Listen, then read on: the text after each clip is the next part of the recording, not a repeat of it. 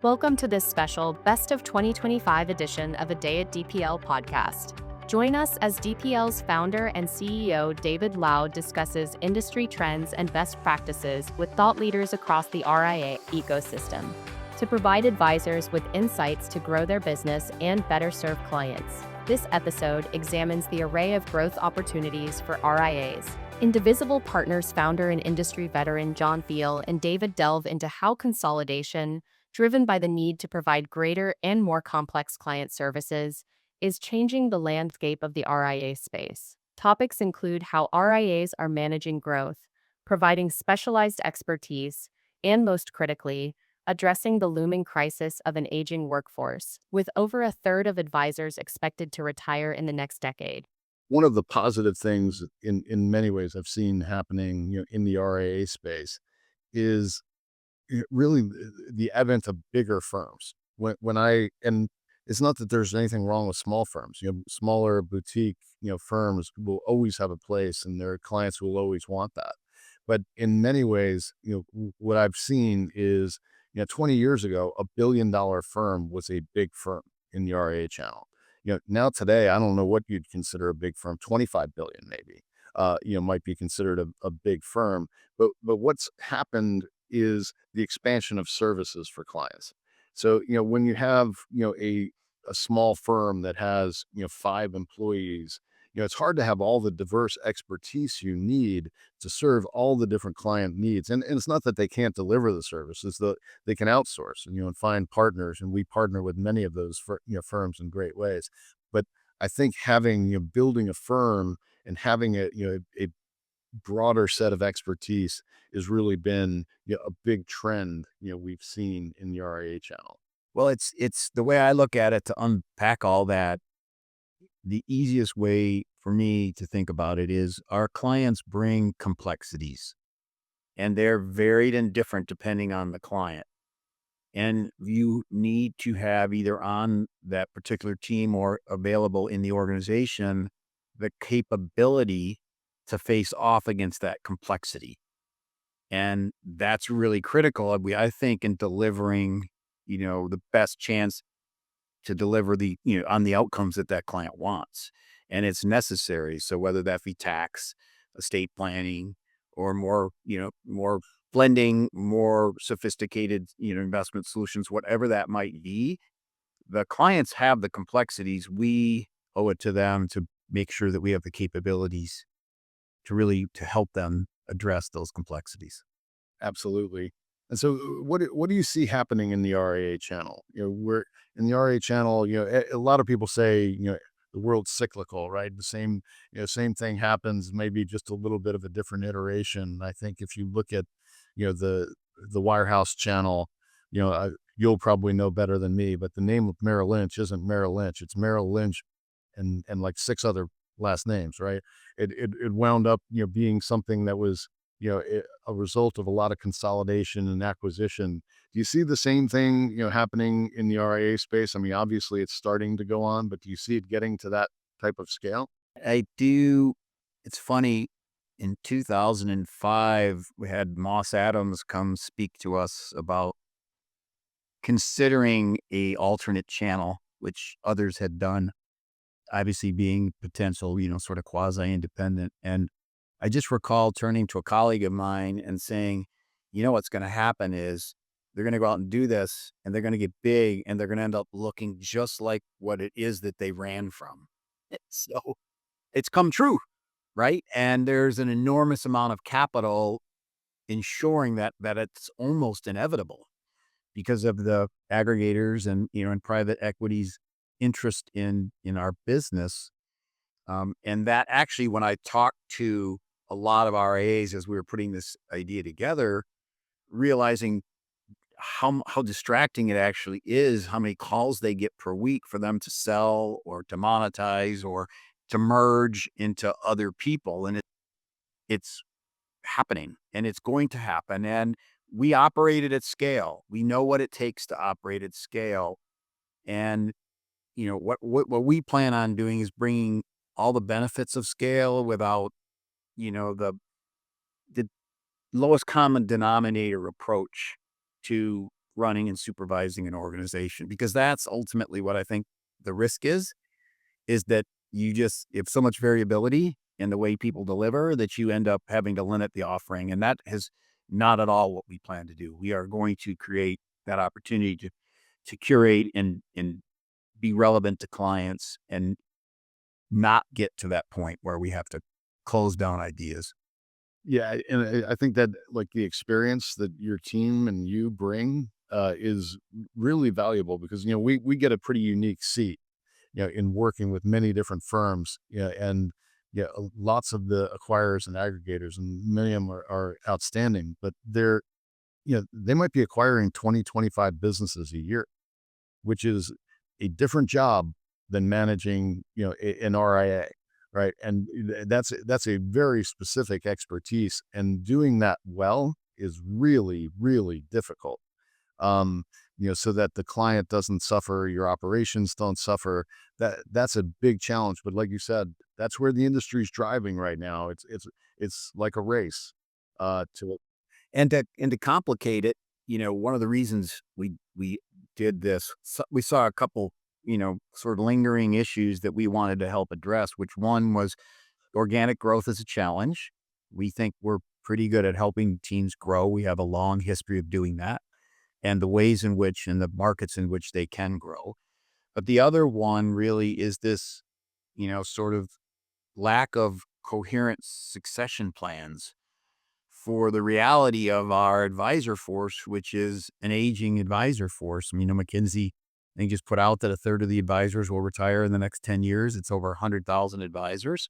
That's a substantial portion of the people that are out there working with clients. And so we are built to help them with that conversation and help them build and develop that next generation so that they ultimately realize the value of their life's work within their practice. But those are all challenges. And so not only are you transitioning these businesses into your business, but you better stop and make sure that they're prepared for the next event, which is them passing that business on to somebody else. And I think that the firm has a responsibility to help advisors do that well. Next, Matt Regan, President and CEO of WealthCare, and David dive into the trend of advisory firms relying on market performance for asset growth rather than sustainable organic growth campaigns for client acquisition. They highlight how successful firms prioritize holistic wealth management to drive client referrals while effectively using traditional engagement tactics to generate new leads.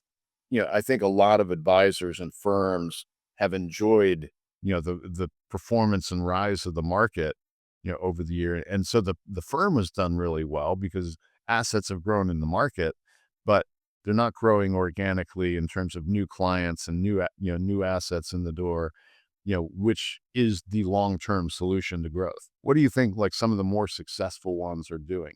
Well, I mean, to your earlier point, I think as you provide more holistic wealth management services to your clients, getting away from that idea that you're a stock picker or you're an investment guy, and you really engage with your clients and get to know the whole financial picture and ensure great client outcomes, that's going to drive your referrals from existing clients, which is always going to be the low hanging fruit.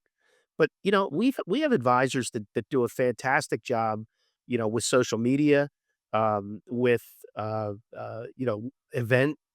It seems kind of old fashioned, but that the old rubber chicken dinner, at the local restaurant, when you get 40 bums in the chairs and you ask everybody for a referral, or that really works. It seems crazy, but it does work.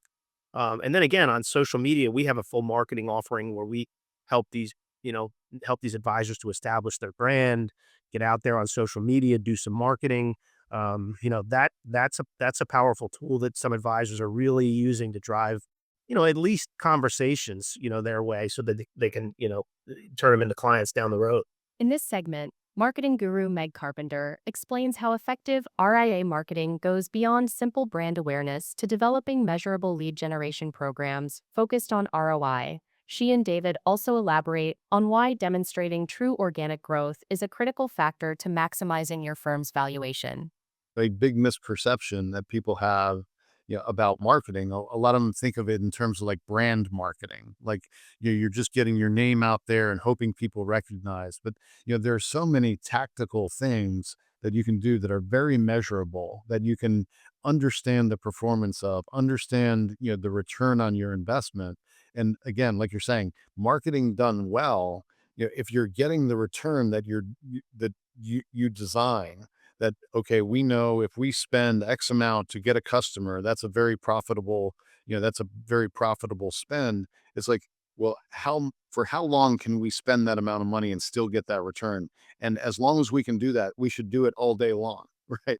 Right. Yeah. And to go back to our earlier conversation about the leverage that you can get out of a dollar being, I think you can get more leverage as a smaller firm than a bigger firm. The bigger firms have more budget to put behind some of these lead generation efforts. And so they can afford to spend money to get a 2% conversion ratio. So if you have 100 leads that come in, you're going to convert 2. Smaller firms don't have that privilege because they don't have the same manpower to work 100 leads to only close 2. And most advisors who have built their business primarily based on referrals are not used to a 2% conversion ratio. So they get fatigued. It's a distraction from what they do best. And so they give up. And so that's where I think that the shift in mindset also has to happen with firms that are not these large national RIAs with big sophisticated marketing departments and 7, 8 figure, 9 figure in some cases budgets, right? But there are a lot of opportunities to be very efficient with your marketing spend. And so to your point, it's like if I can get an advisory firm in front of 10 qualified prospects and they can close 8, I don't care that it's only 10, right? I didn't have to get them in front of 100 to close 2. And so it's thinking about really like how can you leverage the best of what the business is? How can you leverage the relationships, the influence that you have in your local community, and how can you essentially like augment that?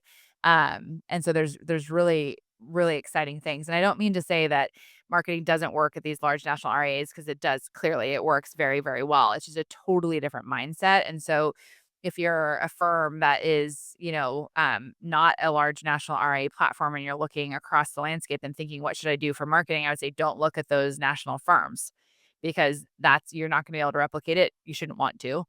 But look at the opportunities that you do have right in front of you. Don't step over a dollar to pick up a dime and focus on what you have. Yeah. So we've really helped firms with organic growth in a different way. And one of the ways you mentioned, like a lot of the larger firms do when they acquire, a firm that was smaller and maybe they didn't offer the breadth of services that would now be available. And we do it by offering, products and services that, firms might not have had available. So we can help with wallet share. We can help bring in held away assets, attract some new customers. And you really focus on organic growth from like truly, finding those new customers. And they're both super valued things, going back to the Echelon, conference, they were talking about, valuations of firms. So if you're thinking about selling your firm, showing organic growth is hugely valuable. I think there's some data on that, like the multiple effect of having demonstrated scalable organic growth, whether it's the work that you're doing at DPL or other ways that you can build scale around your organic growth, but that definitely increases enterprise value. And that's what we see. That's sort of the journey that many of our clients are on. And it's not always to look for a capital partner, but there's always some goal of wanting there to be enterprise value that's fully maximized. And in order to have it fully maximized, marketing as a repeatable growth engine has to be a piece of that. Thanks for listening. To hear more advisor revelations, go to dplfp.com and subscribe on your favorite podcast streaming app.